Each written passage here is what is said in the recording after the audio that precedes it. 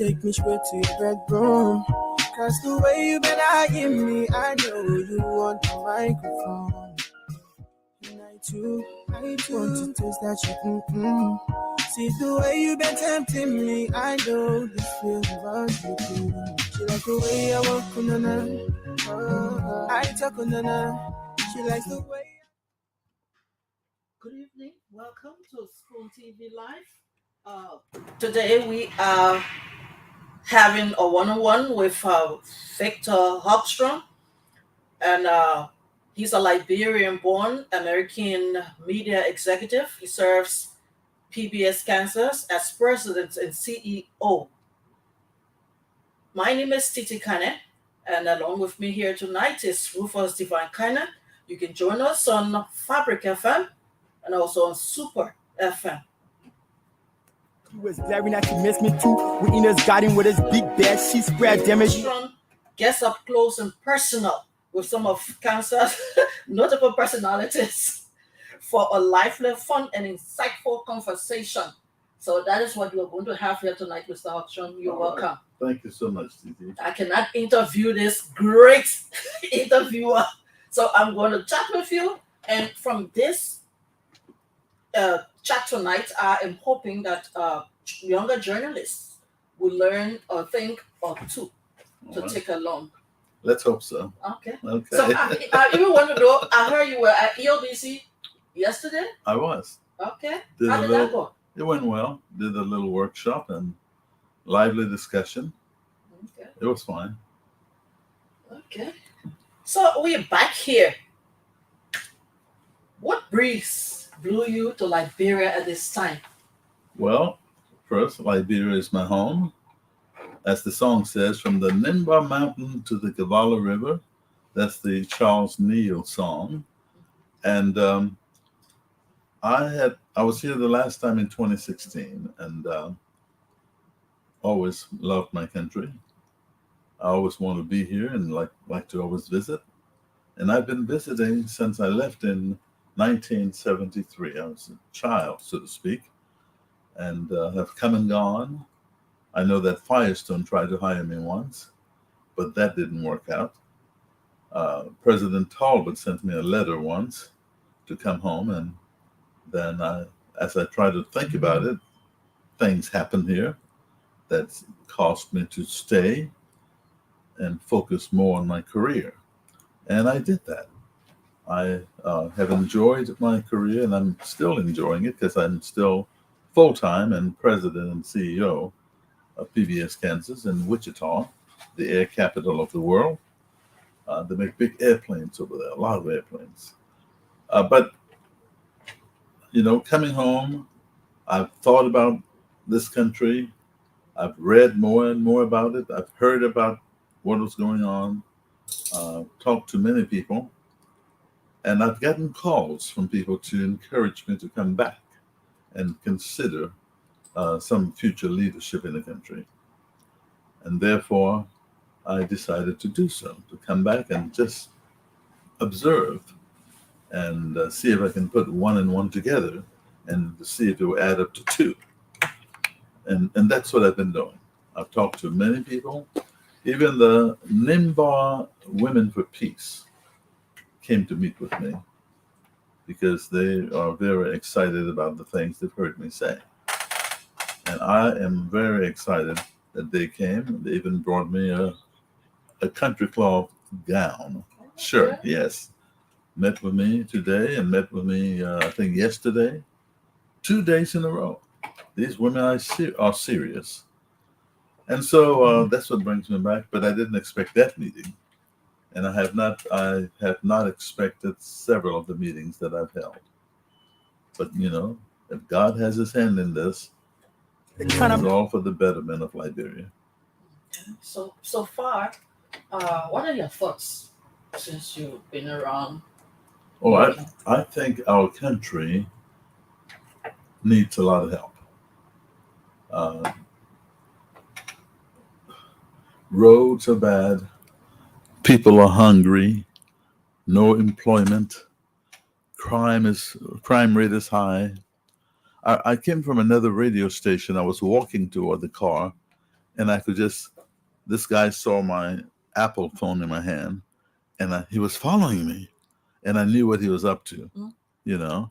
So I put the phone in my pocket, and then got in the car, and he just kind of went by.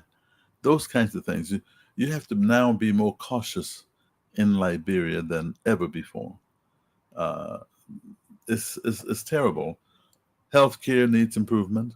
Roads need improvement. The educational system, um, farming, food, and I have thought about all of these various problems affecting Liberia, and I believe that I have at least a decent answer to to the resolution of the challenges that our country face. So, if you want to test me on some specific problems, I'll be happy to share them with you. Okay. From Let's rice to water. okay. So let's hit the healthcare system. Okay, we all know that healthcare is very poor. The number one thing that you get in this country when you go to a hospital is they call it drips, the IV. Well, that's fine, but what happens after that? Do we have many doctors, enough doctors to do what is necessary? Uh, I think not. And so, how do we resolve that? First, I believe that public healthcare should be free to all Liberians. But how do we pay for it?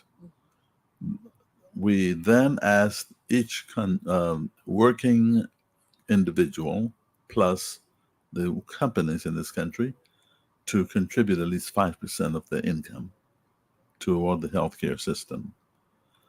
That will help. And then we look for grants to help supplement the healthcare system in this country. We recruit doctors, go abroad, find some of the best doctors to help our local doctors. We don't have enough doctors. We build hospitals. We build high powered clinics. And when I say hospitals, I don't mean just for the show. Hospitals that really work with the right equipment. If I were to recruit some doctors, the first thing I want to know what kinds of equipment would you like to have in your to work with, and we'll make it our business to get that equipment or those pieces of equipment. You do not necessarily have to go to a potential donor and ask for money, cash. You can ask for those expensive pieces of equipment. I think a country would rather reinvest the money in their country and give you the equipment with the training and train the doctors and train the nurses to be able to um, use the equipment. So, with the equipment and recruiting the right doctors and doctors with specialties we're lacking in this country, general practitioners too, plus paying for the healthcare system, I think makes it very, very accommodating because people cannot afford to pay hospital bills and buy medication.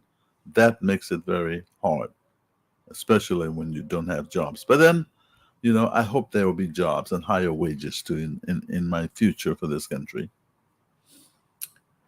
Okay, that's for the health sector. Hmm. Um, Tonight, I want us to talk about the media Hmm. in this country, Okay. and a lot of the folks don't have a college degree, have not gone through the rudiments, and they find themselves behind the microphones, and they find themselves interviewing people, looking for stories.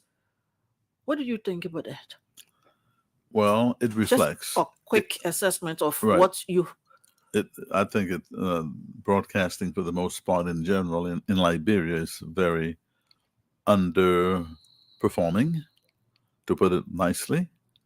Our broadcasters first need to consider the fact that communication is an art which requires skills, and to get the skills, you have to be trained and trained accordingly, and that involves research, writing, pronunciation, diction, and proper English. Because broadcasting media in general, print as well as radio and television, and electronic platforms, are all now becoming educational instruments for the public.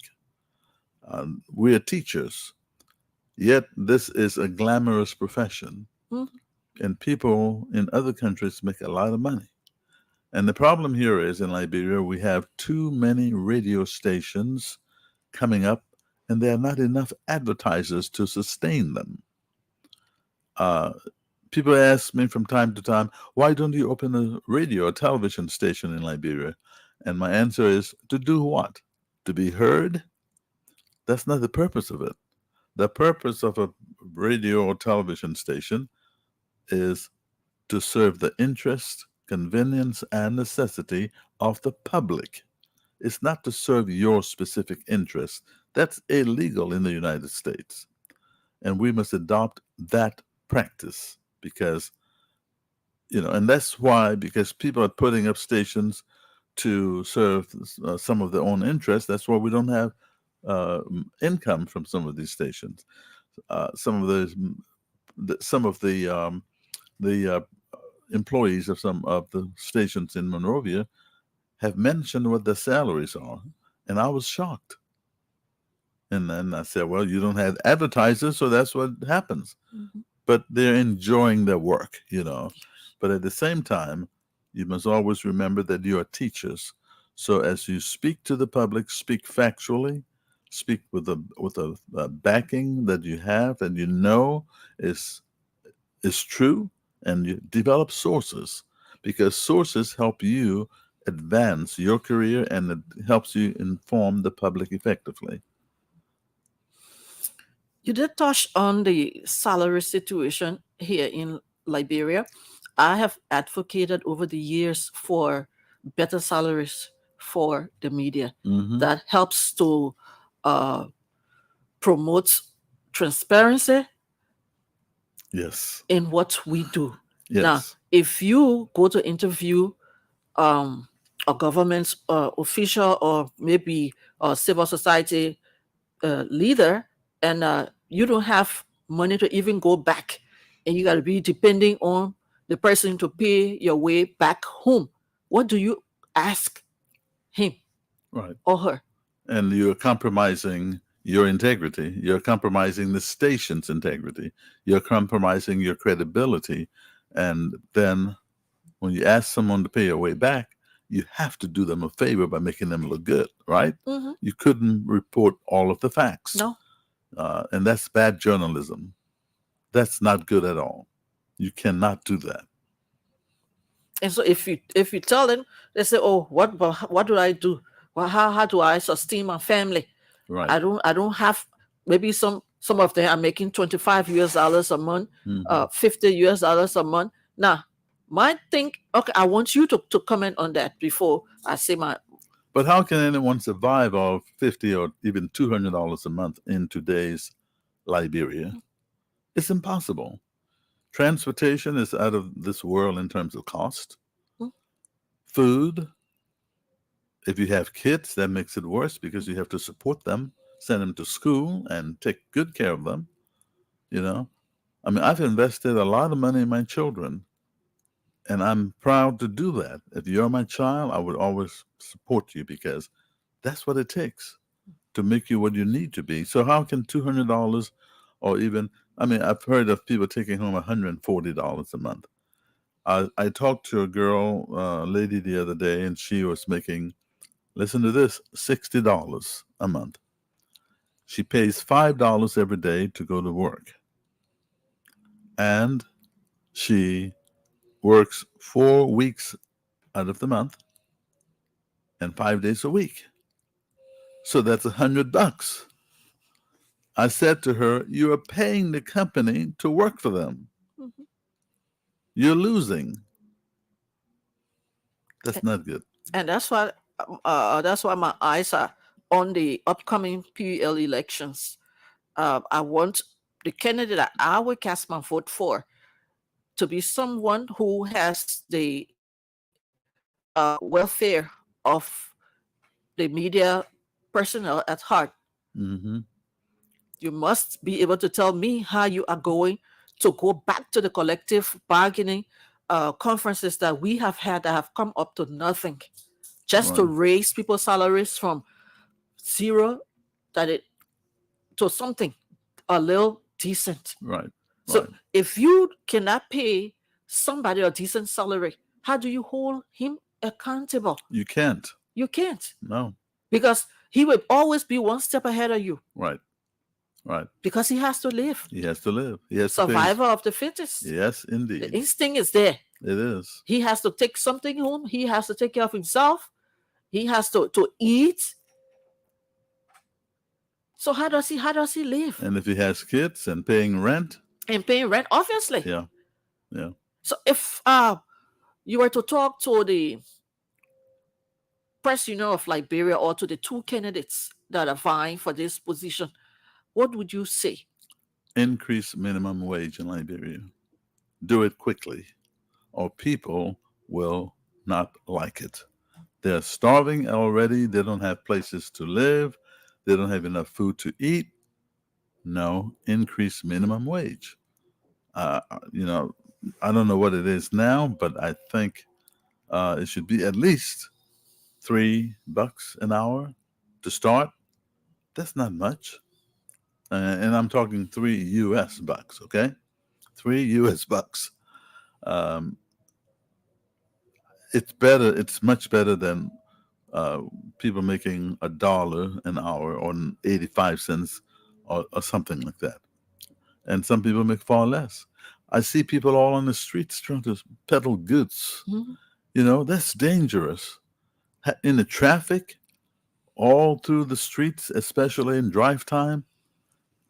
Uh, I almost was late coming here because the traffic, the people in the streets, the bikes crossing in front of the cars and cutting everybody off. And no, our educational system needs to look at that too. And this business of uh, peddling a package, a cube of, not cube, but a tube of cookies or fried plantains, plantain chips. Let's set it up. Develop your business and go to the supermarkets or the stores and sell it at a reasonable price to them, and they can retail it to the customers. You know, various ways to do this, but having people on the streets just in a dangerous situation where the traffic there's no laws guiding, or there are laws, but There they are don't pay laws. attention. Yeah, they don't pay attention to them. Mhm. You know, so we are almost becoming a lawless society. Yes, And this is absolutely. not good. Therefore, we need leadership. Leadership, folks. Wake up from your slumber. Leadership is what we need. So coming back to the press union of Liberia, if we were to say, okay, we'll make you president of the press union of Liberia today, what will you do? Well, first of all, I will want to find out the needs, what we need, and what does the press need. We have spoken about some of them The here pay, tonight. right? Okay. If the pay is of concern, which it is, Mhm. we must negotiate better pay. But is the press union a real union, or is this the name of the organization? You see, there's a difference between the name and a real union that has the authority to bargain on your behalf. And if you don't get what you want, then people go on strike, and all the radio stations shut down, or the newspapers shut down, or the TV stations shut down. That's what a union will do. So, what is the authority of the PUL? Can they really, really put forth changes? I don't think it's a real type union as I'm accustomed to hearing, Mhm. but I think they can negotiate as much as possible. But it will be up to the owners of the companies, the stations, the papers, to really make their decision and say, okay, we'll do this. But they have to present convincing cases and points. And the thing is that the marketing aspect, media is a business. It is. It is a business. Hmm. But our approach to the business aspect of the media is far fetching. Oh yeah, yeah, yeah. I think the media in Liberia have this pay-to-play mentality, Uh-huh. and that is not good either. Um, and that's because we don't have enough advertisers, companies that are willing to really make more money by advertising. Folks, if you own a company, and let me tell you this, advertising pays, okay? You have to be consistent. It requires consistency and frequency, but it pays. You make buku bucks. I promise you. Try it. Support the media because it's worth it. The fact that we have limited resources to draw from makes it a challenge. So I think, you here at Spohn have several stations. Mhm. I think it's time to consolidate. That others should consolidate and put stations together. It will lessen the competition. Some stations sell commercials for $2, $3, $4. I said, what? That's a waste of time. And I don't understand how you could survive of $3, $4, and $5 for a 30-second spot. It doesn't work. You have electricity to pay. You have a staff. It's no wonder, we have low wages. So we need to think about some other creative ways to attract dollars. We need to think about, other observe the landscape and think about how you could consolidate. Go reach out to a station or two, and Spohn can do the same thing. Reach out to other stations and say, let's become one big powerful conglomerate, and then we'll sell to more people. We'll make more money that way. Just a thought. Mhm. But the problem we're having is a critical one, It is. and it takes a lot of attracting businesses to the country that will be able to advertise. This mom and pop's operations don't do that. The market woman will not want to advertise. Her profit margin is not good enough, large enough for that purpose. If she makes a profit of $5 a day, she's not going to spend $3 to buy a No. commercial spot. No. But maybe restaurants may want to do that. Um, Other such entities, companies, and our various ministries can put on messages of image spots for themselves, educational messages that they can work with the media in paying for. Now, the government can do the same thing as a whole. Advertise each vacancy in government. It should be a legal requirement. You can't just hire whoever you want. If I were president of this nation, I would contract with the media. We wouldn't pay you your standard rate, but at least there's something coming in. We'll say, um, we'll pay you X number of dollars to advertise when we have vacancies. We'll put it in the paper and on the radio, and the public can apply. Those who feel qualified for that job can apply, and they will be interviewed, and the final selection will be made by a committee, not individuals within uh, the hiring agency, because that's how you end up hiring your family members who are not qualified, your friends who are not qualified.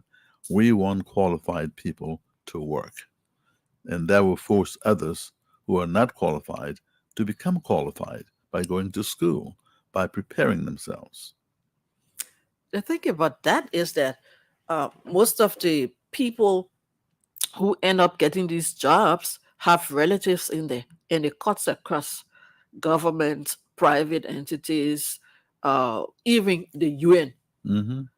Mm-hmm. I heard somebody say the other day, if you just go there and really investigate, you'll find first, second, third, fourth, fifth cousins in there. Mm-hmm. Because when there's a space, They do not look for the qualified people. They look for their relatives, Right. push them in, and then find the questions, prep them very well, and give it to them. And Right. it showed up in the lists process the other day. Mm-hmm. So people who are qualified to do the work don't get the chance to do the work. Right. And it's just one big thing that we really need to get away from as Liberians. Right. And that's why we should change the hiring process. And we should have in each ministry, in each agency of the government, in each company, you know, to me, that's a form of discrimination when you do that. You're discriminating against the qualified. And so we should change the process and put some stringent rules and regulations to guide the hiring processes in this country. And I think you'll see greater results for the government, for the people of the country. They will benefit. The people who, the employees who are serving the people will produce for the people. They will work harder for the people if they're qualified. You see, the jobs that I get, I'll tell you what happens, and it will give you a good understanding of what I'm saying. I apply when I see a vacancy that I think I want. About 200 or 300 others apply from all over the country, the United States. The board of directors sets up a selection committee. The selection committee reviews the applications and narrows it down to the top 5 or 10 for the initial round, and then interviews them. Then they narrow it down to about 5 and interview the 5, and then narrow it down further to 2.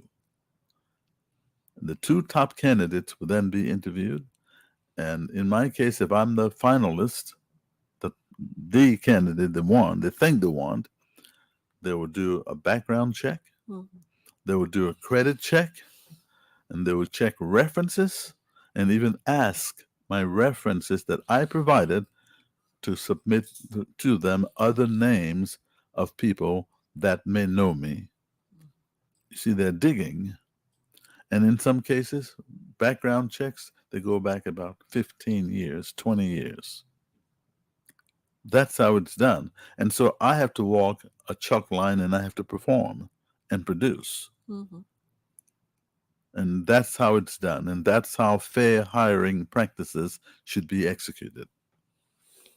So if you would employ a reporter for your radio station, mm-hmm. what would you be looking for? I would first advertise the position, look for the best, and put in that ad, submit your resume, a cover letter, and a sample of your work.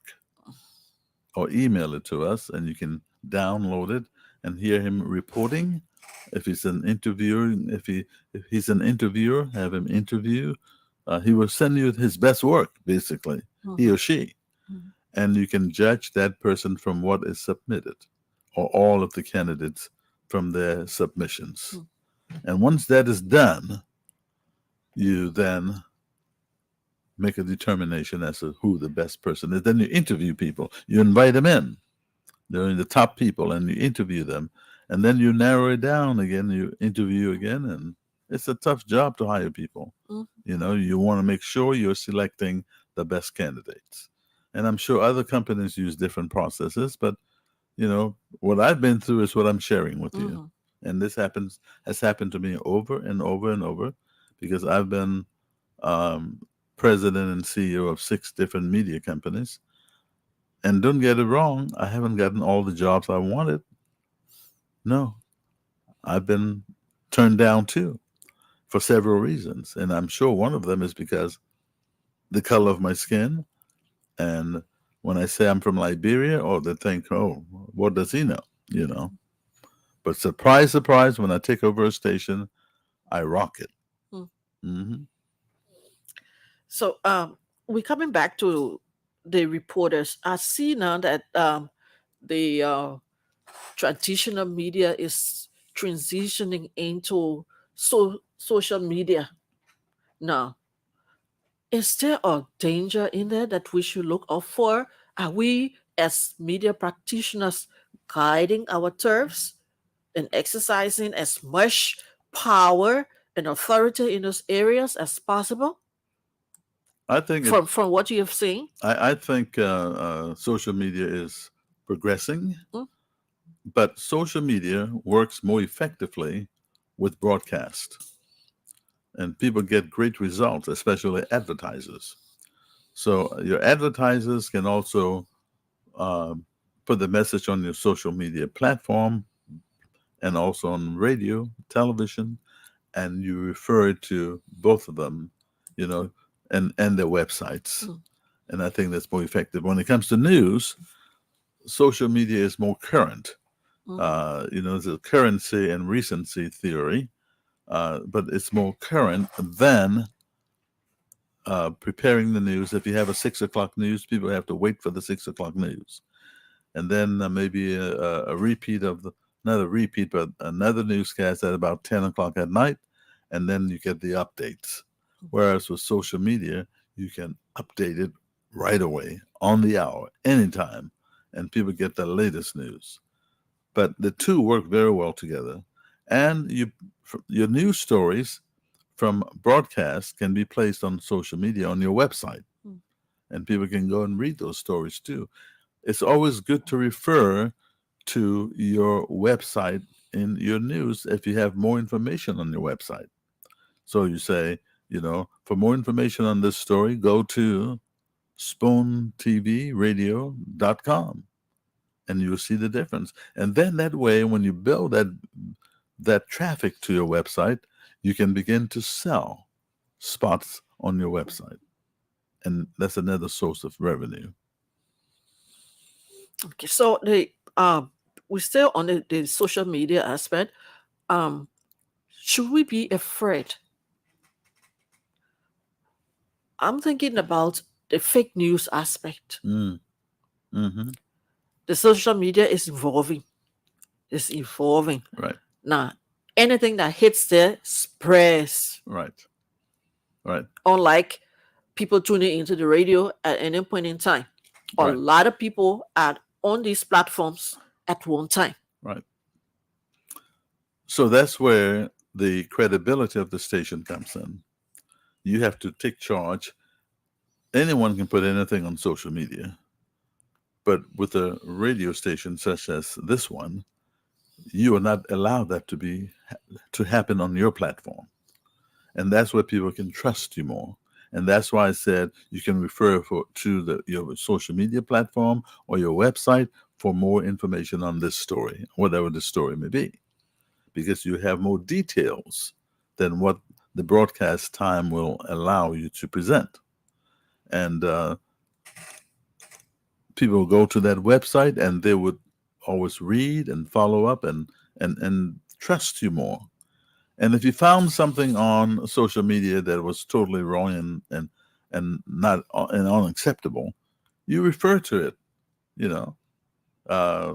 Some social medias are reporting XYZ. No, that is incorrect. Here's the real story. And you build your credibility, your trust that way. People will then rely on you for the facts. I mean, the facts. And that's what they want. They want the truth. They don't want lies and alternative facts. What about picking up stories to report from the social media?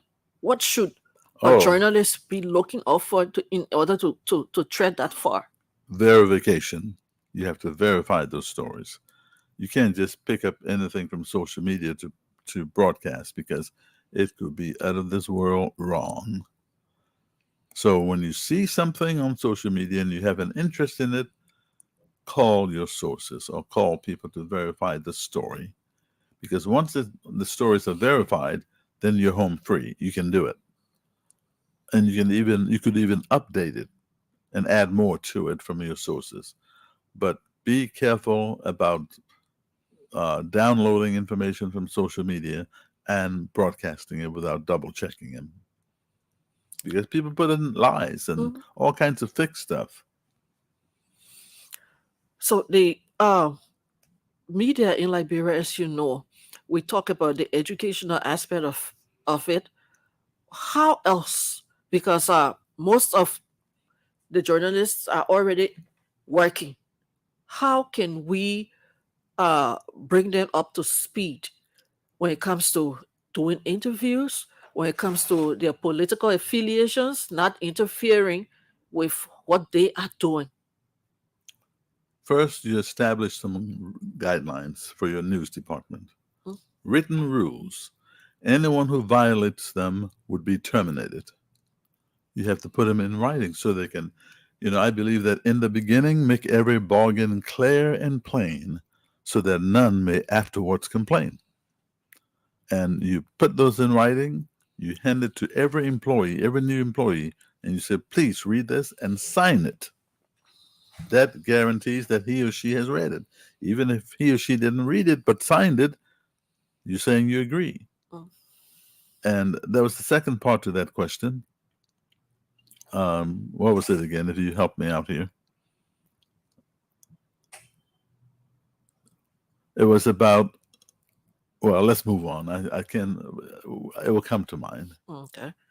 So I was talking about the way how we use the media platform during interviews and our Oh, political, interviews. Yes, that was the second yes, part. Yeah, our political affiliations interfering right. with how we conduct interviews. And okay, First of all, that's not journalism. You should not take sides. A good interviewer listens because the guest may just say something. Following up in interviewing is very critical, very essential. When you listen, you hear something, and then you say, wow, let's talk about that. Sometimes the interviewer, the guest may not know that he or she is volunteering some additional information to you that you didn't know about. So always pay attention and listen. I sit and talk to people all the time, and I let them talk, and I listen to them. And that's the key to interviewing. But don't interject in news stories your own opinions. Unacceptable. That's not true journalism. That's yellow journalism. Do not take sides in reporting. Do not only reflect the, the facts of the stories, the fact of both sides, what is happening on both sides. Usually people say there are three sides to every story: your side, my side, and the truth. So find out if there are really three sides to this story. If the other side is lying or both sides are lying, so what is the truth? And that's the role of a trained journalist. And you get those facts through research, your development of sources, and listening. okay. So partisan journalism. When you talk about it, folks say, "Oh, it's even happening in the U.S. CNN has a side, and this other station has a side, I think they're talking about CNN and Fox. and Fox." Yeah, no. CNN, I watch CNN very, very often. I do not think CNN takes sides per se. I hate to say, but Fox does. I mean, it's so blatant, obvious. When they reporting stuff, they even been sued and they confessed that, oh, this is not a newscast. This is entertainment. That was their twist. So then, why are they presenting it as a newscast? So yeah, that's unacceptable. If you want to build your integrity as a news department, a news operation, you want people to trust you, respect you, and always turn to you for the news, then always present the facts for both sides at all times. So I'm coming back to this partisan journalism that I see that is so rampant. Mhm. Everybody has a side, and Even reporters? even reporters, they openly declare it.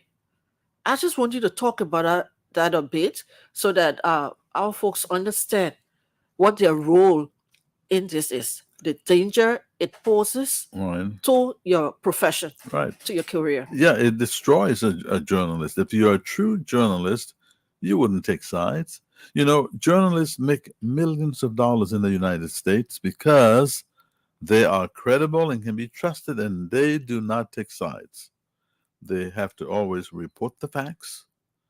And again, it comes to your guidelines that you set up, your policy within your news department and for the station.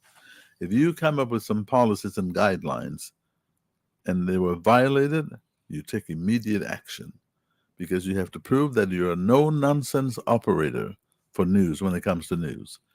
Uh, Stations make a lot of money off newscast. And if you're playing around with the news and joking around and presenting false information or one sided information, then it's not news and no one will listen or pay attention to it. So, you upcoming journalists who are listening right now, take this advice.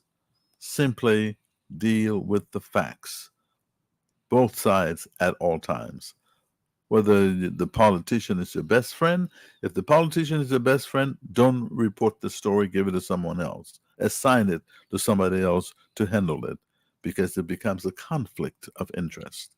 And you don't want that either because those kinds of things would destroy your career as a journalist and diminishes the reputation of the station.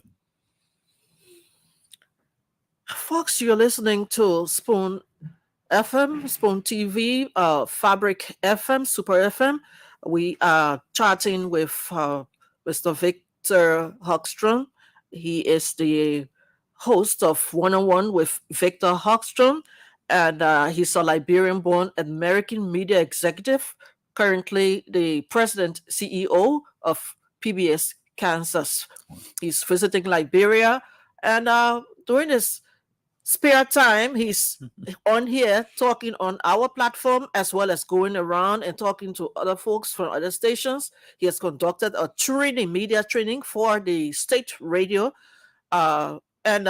He's talking to us right now, and we are learning quite a lot from him. It's a very deep well that we are drawing little by little from, and we do not take this experience for granted. I am so privileged to be sitting here and talking to you. And I hope that other journalists, Rufus, if you have anything to throw in, don't just sit there. You can ask Victor. He's right here with a wealth of knowledge that we can all buy from.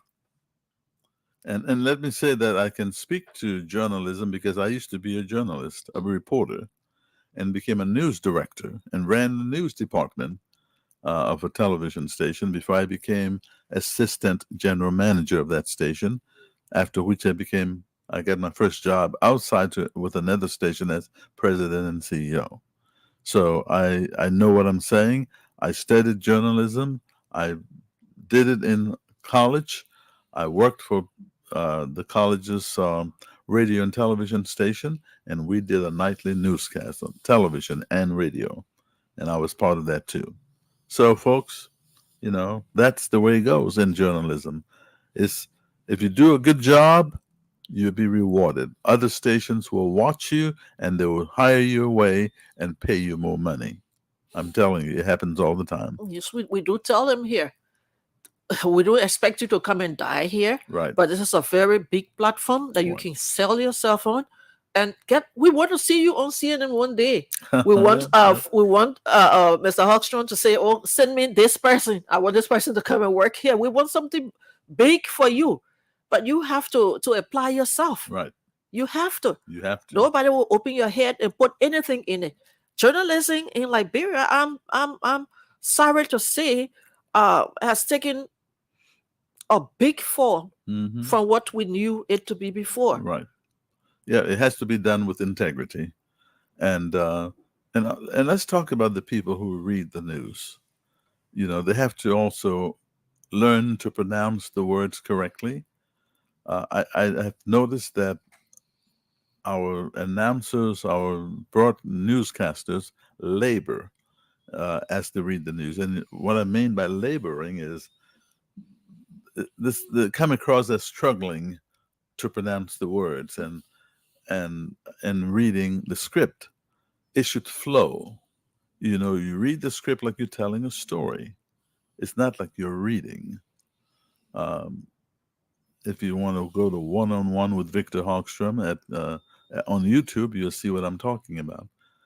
When you watch that program, you hardly think that I'm from Liberia. It's so funny when I watch it myself because I go to supermarkets and people just stop me. I just want to hear you talk. And I said, to say what, because they watch me and they enjoy it. Um, so it's a career that you can be proud of. I got out of it because I wanted to make a whole lot more money, not the job, the salary of a reporter or a journalist. And you have to start small, but practice, practice, practice. That's what gets you there. Writing skills, language skills, effective writing, and when you write a sentence in a news story, keep it at 20 words or less. Okay, I was taught that a long time ago. 20 words or less. Maybe you can go over to 21, 22, but the guide is 20 words or less in a news reporting script, and you can shorten it because people understand it better. They comprehend it very easily, and don't use unnecessarily big words because we have an intercultural communications problem in Liberia. Mhm. We have several tribes that you're communicating Mhm. to. So, and some of them will understand. Some of our people are educated. Some are not. So, for the general good of the public, keep your words simple so that it will help you read it too. Because when you throw in those big words, sometimes it's tough for you to pronounce. I've been listening, you know. Uh, and don't call our country Liberia. It's not Liberia. All right, it's Liberia. Just my little 2 cents. Yeah, so we always tell the younger ones that's one thing I want you to talk to them about. Your integrity is what keeps you going Mhm, in life. mhm. What you bring Yes, to your profession is your integrity. It's your integrity. If you temper with that, you find yourself from there to there to the in bottom. no time. That's right. I need you to talk to us a bit on Well, that. let me. Integrity is very important. But in America, when you have someone who's a popular anchor making millions, I remember a certain guy with, I think it was NBC News. He told a lie in his history. This guy had been on NBC News. He came across very credibly, and when they discovered that lie, he had to step down. It comes down to credibility. Would people trust him again or believe in what he's saying again? No. That's why NBC made the decision to put him on cable, move him off the regular nightly news and put him on cable. Um, because your integrity means a lot. You have to practice now as a journalist. Practice believing in yourself that you will get somewhere, believing that you will advance your career by being honest and be a person of your word at all times. I hate it when someone is not a person of his word. It's all you got. Your word. No matter how much money you have in this world, no matter how much riches you have, if you don't have your word, you are nothing. Mhm. I'm serious. Yes. So please consider your career, your life, your future. Build your future by being honest and build your integrity. And when you say something to people, say the truth. Don't lie. Don't tell falsehoods. When you're reporting the facts, don't make up the facts. Tell the story as it is. That's so important Because if you don't do those things, you are just destroying yourself. The facts don't need help. That's right. They don't need help. You're correct. They don't need help. They don't. The facts are the facts. We have lots of qualified journalists in the country, Hmm. and Qualified meaning what? professional journalists. Okay. Okay, that people can learn a thing or two from, that Okay. can contribute, that can turn things around for the media in Liberia. But we are experiencing a brain drain in the media because of the salaries.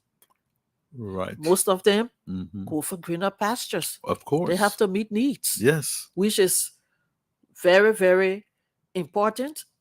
You have to fight for yourself first. Hmm. Now, most of the people that you see who end up getting big platforms to perform on are there because these people have left. Right. And the challenge is big. And they don't fill the shoe very well. Yes. So what can you tell them? Well, again, it comes back to practicing. Practicing as a small young journalist, developing your skills and preparing yourself for the future. The future could be in Liberia. The future could be with the Voice of America.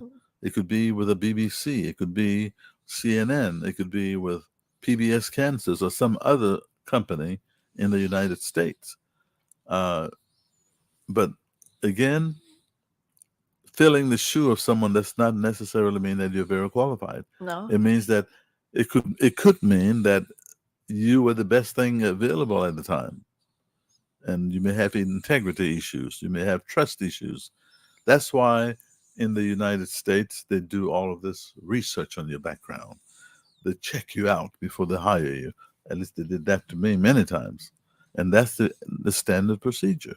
You cannot just hire someone without checking them out and knowing that they are the right fit for that job, for that position.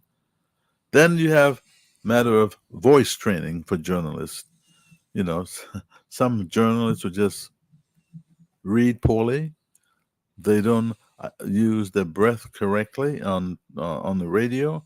Uh, I call it the distribution of breath economics. Okay, you take a deep breath and you use that breath very sparingly as you speak, and you speak out of your diaphragm, not out of your mouth, out of your diaphragm, and then you have this quality sounding voice that would help you advance your career as a journalist or a broadcaster. And as a journalist, a newspaper reporter, a newspaper journalist, it is a good idea to practice writing. So when you fill a position in the future that someone may have vacated, then you're prepared. Watch people ahead of you who are higher than you. Learn from them at all times. And don't think you know it all. I've noticed something about our Liberian people here. Huh. I'll tell you, they go to a little 6-week training somewhere and they know it all already. You know? They come back and they know it all. And they don't know that they don't know diddly squat. And that's sad. You put them on the plane and say, oh, go over to London and get a little 2-week, 3-week, 4-week training. I'll go to Harvard University and get a certificate of something. You come back and you say, oh, I'm very educated. Harvard trained. Yes, Harvard trained. Yes, I've arrived. You know, I know it all. Boulder Dash. That's not true. Training in broadcasting takes a while. It takes practice. I mean, I took writing classes.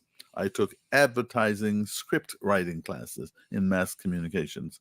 I took journalism classes. I took production classes, directing classes, all of these different things that will make mass communications effective. And so you have to prepare yourself, is what I'm trying to say. You know, learn what you can. Learning in schools don't do the trick for you all, 100%. You have to come out of school and practice and practice and practice. I became a better writer after I left college, because I write tons of proposals and letters and things in my office. And it's gotten to a point now when I write a letter, you bring my executive assistant brings it back to me. I make changes and then I'll change this, and try again. And it comes back, and I'm always editing and correcting myself. You know, not that it's bad, but I see Could be something better. it could be better. Exactly, and that's what I'm saying. You can always be better by practicing, and don't take criticism so seriously. Take it constructively because it's for your own good, Yeah. especially as a young journalist.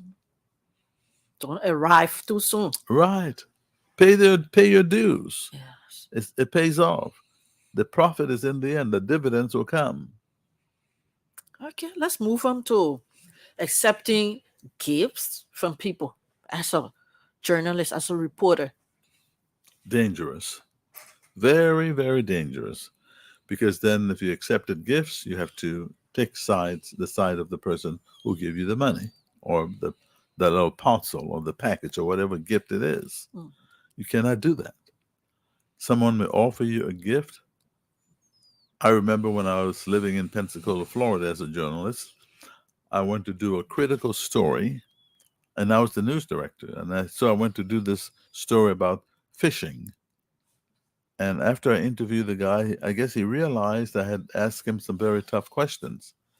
And when I was about to leave, he said, "Oh, Victor, come have some fish to take with you." And I said, "Oh, no, thank you. I did not do that. I did not accept them." He was surprised. He said, "Well, you can come again and get him when you want him." I said, "Okay." But I never went back. People give you money. Once you refuse the first time, trust me, you will love it. You'll feel good about it. And you'll believe in yourself and trust yourself. And that's how it goes. So it's bribery, you know. I've said to stations since I've been here, don't have someone bribe you, give you money to do things for them, especially in broadcasting. Remember, when you do that, you're not serving the interest of the public, and that's key. When you can, you may accept a tip after the fact, but then if it's an expected tip, it's still bribery. So I need you to clarify that you may accept a tip. A tip, when you like in a restaurant, you go into a restaurant and you serve people, and then they tip you, leave a tip afterwards. Well, that's not expected.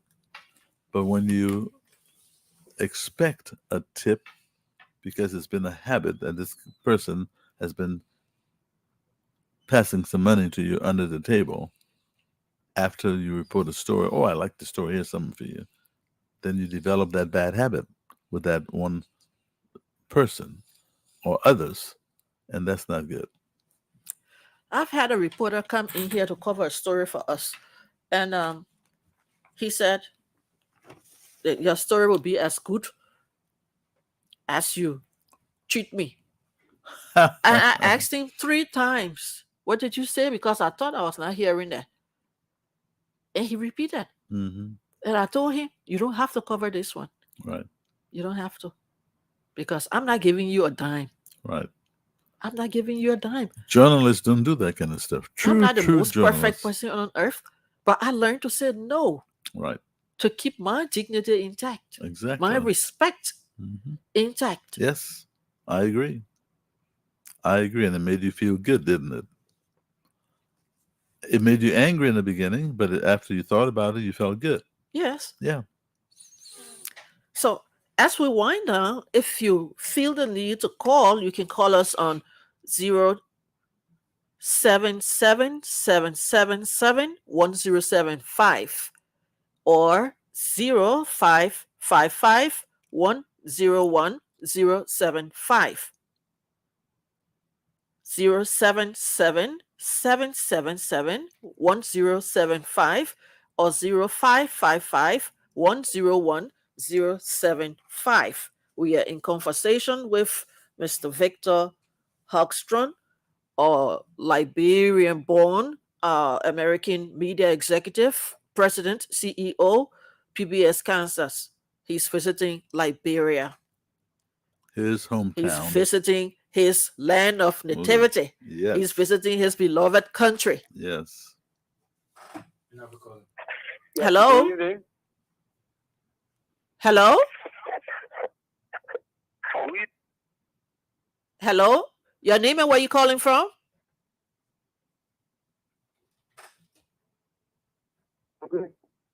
Hello? yes, sir.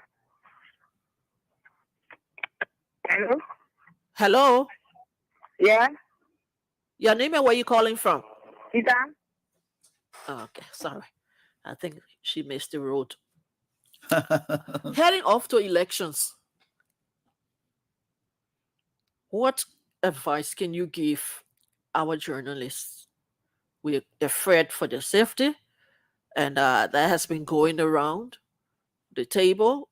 They had a training conference some time ago that brought the military hierarchy and the police and media executives together. Hmm. Well, the world is watching Liberia. Any foolishness with the press will be observed, and I do not believe that it will be liked by the international system. We should be very careful about how we treat the press. This is a democracy, freedom of expression. They have a right to report the facts. And if your facts are going to hurt you, then behave yourself. And that's just the bottom line. If your facts that will be reported by a journalist will hurt you, then please behave yourself. Don't attack a journalist. Don't hurt an innocent person who's trying to do a job. And I hope that the journalist is trying to do a balanced job, on the other hand, because it's a two-way street. You cannot promote one side of the story. You cannot promote the opponent of a candidate and not promote both sides. Mm-hmm. In the United States, we have the fairness doctrine, and we have the equal time amendment to the Constitution. The equal time amendment requires that you provide both sides at all times of a political issue. And if you're dealing with political candidates, you provide both sides of the story. You cannot show or broadcast the voice or likeness of a candidate without the other side not having the right to equal time. The fairness doctrine calls for controversial issues, and you must provide both sides of the issues at the same time. So the Section 315 of the Constitution, equal time amendment, versus the fairness doctrine. And they required basically the same things, except one, the fairness doctrine regards issues, and the equal time regards political candidates. Mm-hmm. And political candidates, if you are, I'm telling you, if you have something if you have some skeleton, I should say, hidden in your closet, then don't reveal it, because once it's revealed, it will be reported. And you don't want to hurt a reporter because he's presenting a story and the facts. That's not acceptable. And as I said before, this is the kind of stuff in a democracy that diminishes a democracy and makes it look bad. Are we in Liberia in the business of making democracy look bad? If that's the case, the world will be looking at us. Mm-hmm. I'm telling you. You know, you read all these things about Liberia that I don't think people even know about. When you're away from this country, and I'm sure the same thing happens to other citizens of other countries who are away, you find out a lot about your own country. This is the information age. Mm-hmm. Anything that happens here is all over the world in seconds. You harm a journalist, it will get out there. and Big Brother is watching. Yes. Well, we've come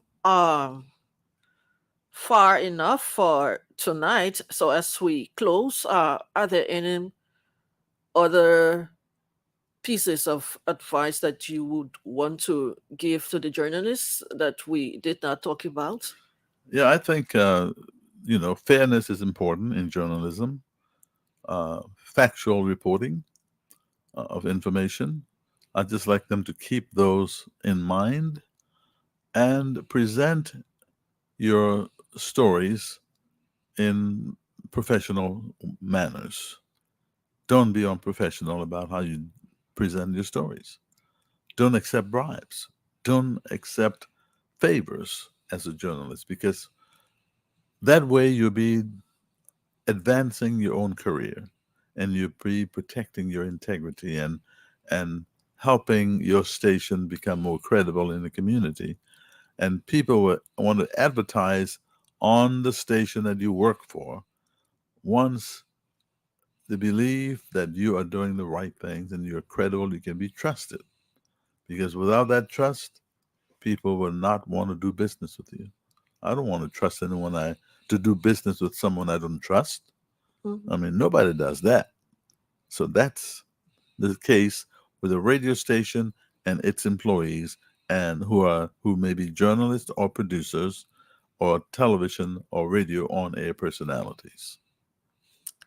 Okay, thank you very much, Mr. Hogstrom. Um, you are almost on your way out of Liberia. Hmm. When you do go, what will you be taking in closing? um, a horrible picture in my mind. You see, I wanted to take some pictures to include, because I tell people I'm from Liberia. And people said to me, bring pictures, bring back, do something so we can include it on one, showing your trip. But I said, looked around, I said, no, this is not a good image to project for Liberia. And therefore, I did not use my phone to take any pictures. I couldn't do it. I always wanted to see Liberia prosper and to see it in the best light on the international scene. And unfortunately, I just couldn't do that. Hopefully, next time. Hopefully, when the roads are repaired and things are, looking better, we can do something. But I'll tell you this too, though. I watched Good Morning America one morning, and I saw Robin from Good Morning America, ABC, in Accra, Ghana. I was appalled. I was not appalled, I think that's a strong word, but I was disappointed because there's no connection between Ghana and the United States. And the first reaction, why isn't this happening in Liberia? Mhm. But who wants to come and show muddy roads and huge potholes and the lawless traffic? That's bad. So I stopped. I didn't do it. I started taking some, then I said, nope, I'm not going to do this. This is terrible. This is my country, land of my birth. And if anything I can do to help advance it, I will. Even by being quiet, I will. Thank you so much. We appreciate your time with us. And I want to say thank you to all those who have been following us this evening. We have been talking to Mr. Victor Hogstrom, uh, the host of 101 with Victor Hogstrom. Mm-hmm. He's a Liberian born American media executive. He serves as the president, CEO, and CEO of the PBS Kansas, USA. And thank you for all your thoughts, everything you have impacted. We look forward to seeing you again and to keeping in touch so that we drink more from your well of experience. Thank you so much. And thank you. Thank you for joining us. My name is Tetee Karneh, Rufus Tetee Karneh sat at controls for us tonight. Good night.